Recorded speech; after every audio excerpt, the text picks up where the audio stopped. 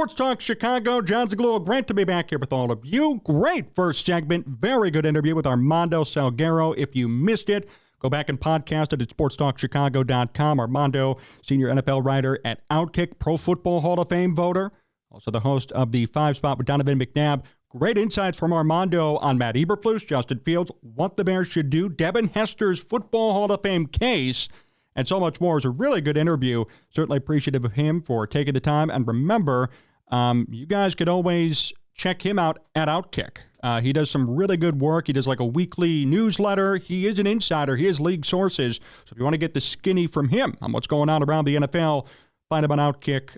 Read all of his stuff. Follow him on Twitter, too. We had his Twitter handle there up during the live stream, during that part of the show. So we talked about the Bears. We've continued to talk about the Bears, and we will here in these last 2 segments of the program. We got a Bears-Packers preview coming up in segment 3, but we have so much to discuss in this segment in terms of a big article written in ESPN. Surprisingly, I can't believe they actually wrote something that's actually substantive, but they wrote something about the Bears, about Justin Fields, and about the quarterback conundrum here in Chicago that we're going to get to. Now, there's so much in here.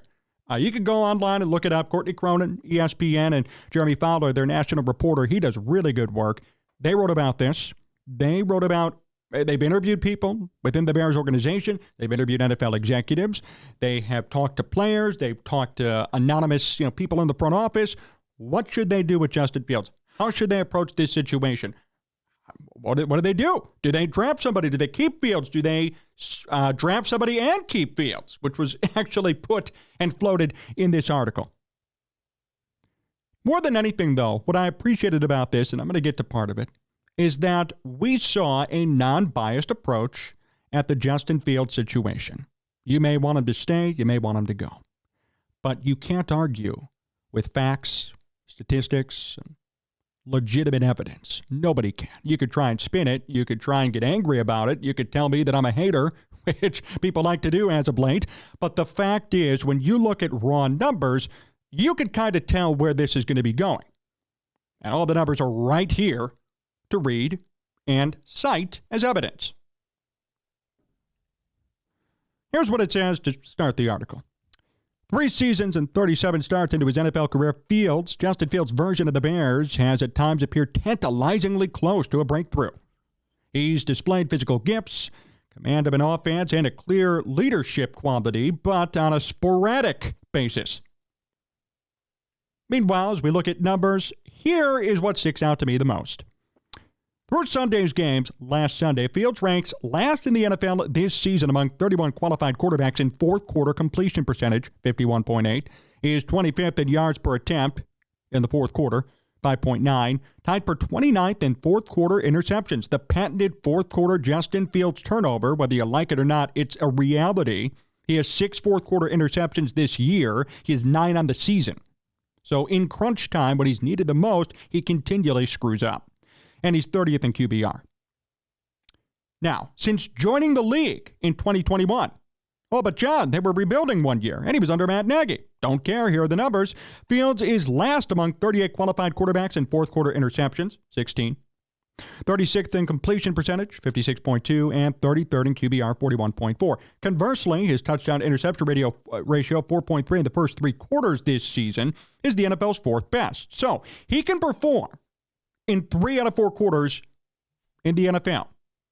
He's done enough to be a competent quarterback, which we admitted last year, and I said on this show last year, people say that I'm haters, or that I'm being a hater. He is a competent quarterback in 3 out of the 4 quarters in an NFL football game. That's awesome. But when you are asked, if you're Fields, to deliver a comeback, to man up when the situation gets tough in the fourth, and you really need a score, you need a drive, you need something, he cannot deliver. That's not me speaking. That's the numbers speaking. And that's the eyes speaking. We've called every game. We've watched every game here on the program. We know what he can and can't do in the fourth quarter. He can throw picks, fumble the football, have issues. He can't lead a game-winning drive. When evaluators, here's more of the article quote, when evaluators around the league watch Fields, they can't help but notice what holds him back. Mainly, a tendency to hold onto the ball too long from the pocket, failing to see routes develop. He's last in the league in average time per pass in 2023, and last in that metric since entering the league.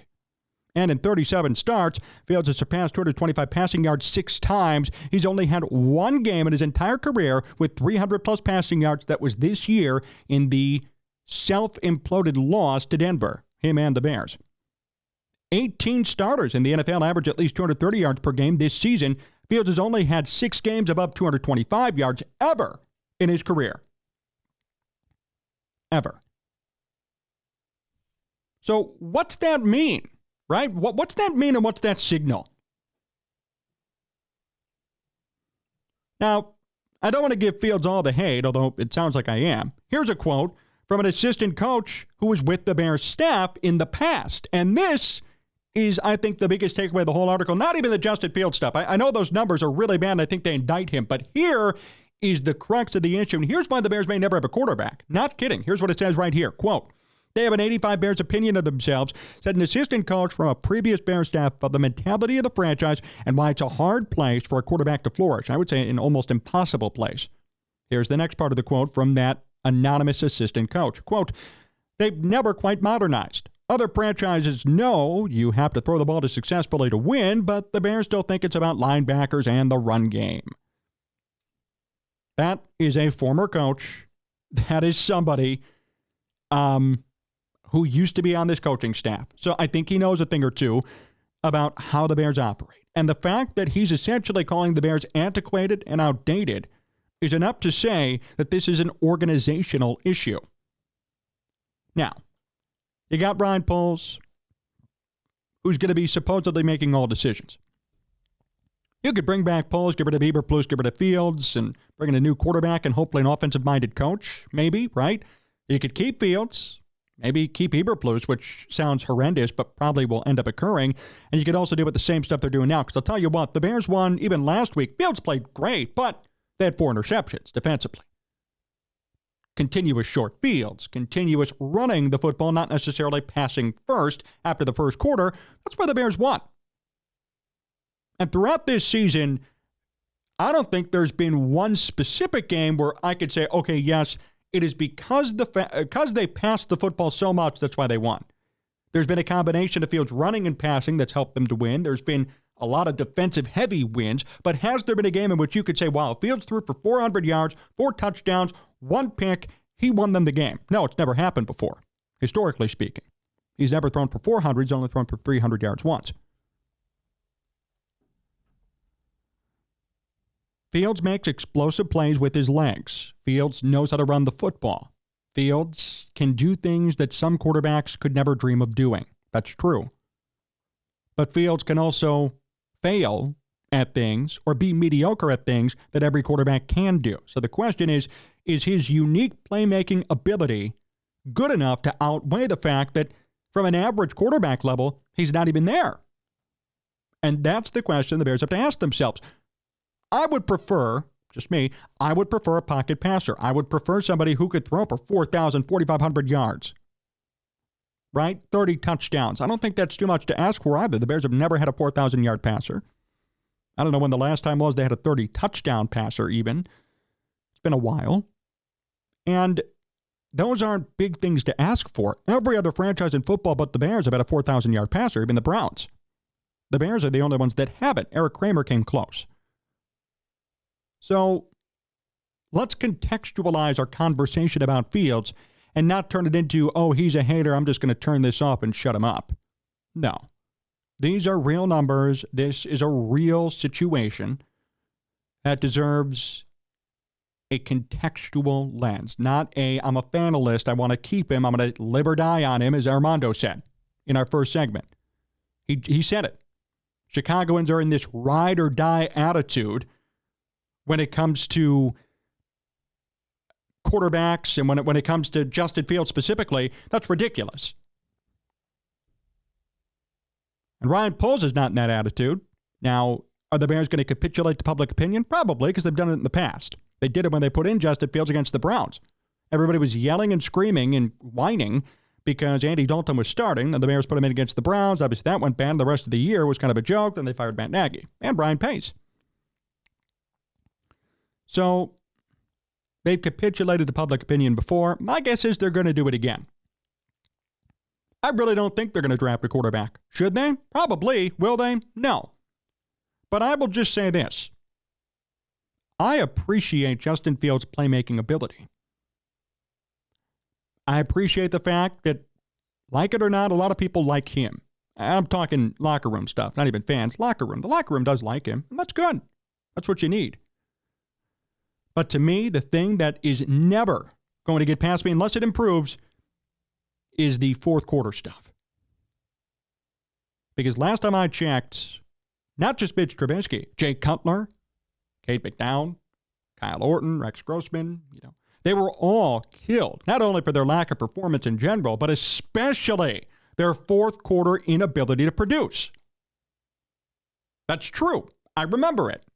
Especially with Mitch Trubisky as of late, I'm saying. Now, we could go back and resurrect quotes from Cutler and what media and fans said about that. I'm not going to go that far back. But the fact is, people still crap on him, too, for lack of an ability to be clutch. The 2010 NFC Championship game and many other instances like it.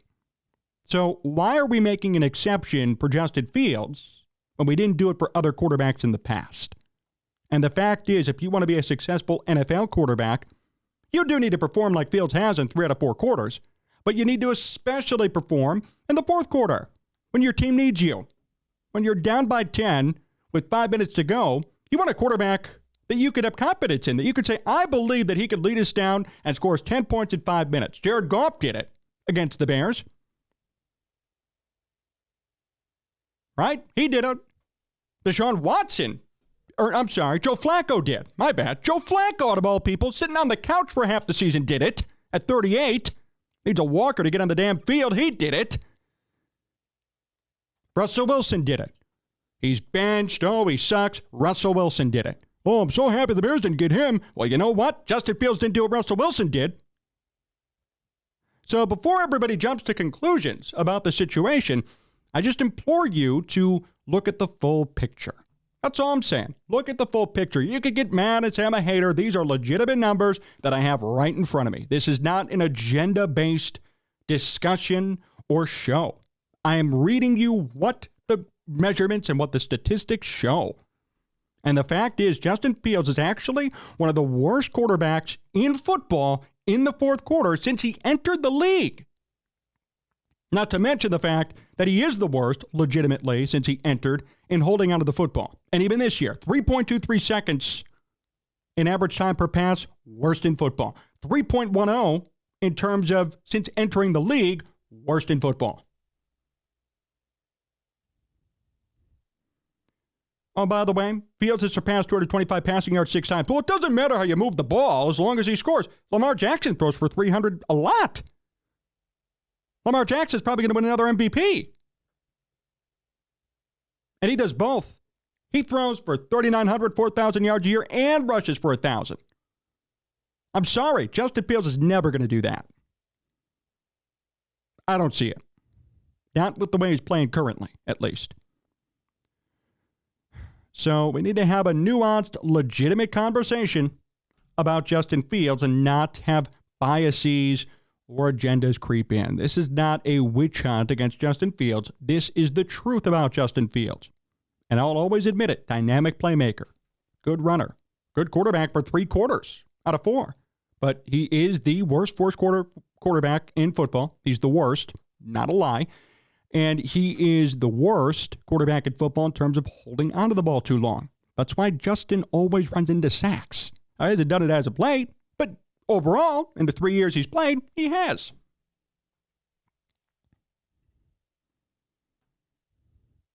So, I'm just saying.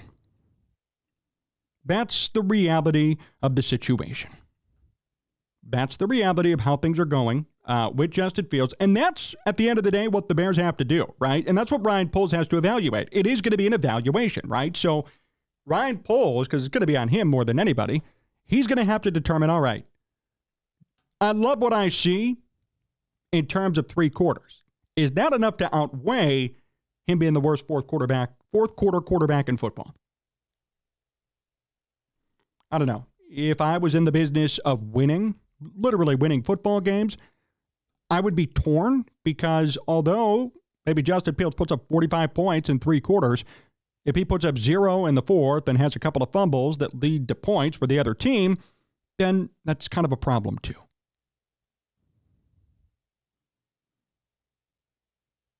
In general, the Bears are, and I read a couple of reports, they will listen to offers on Fields, just like they're going to be evaluating what they should do at number 1, and maybe they should trade the first pick. And I think no matter what, you should listen to all the offers in the world about Justin Fields, because maybe a team's stupid enough to overpay for him, because there is a price on Justin Fields.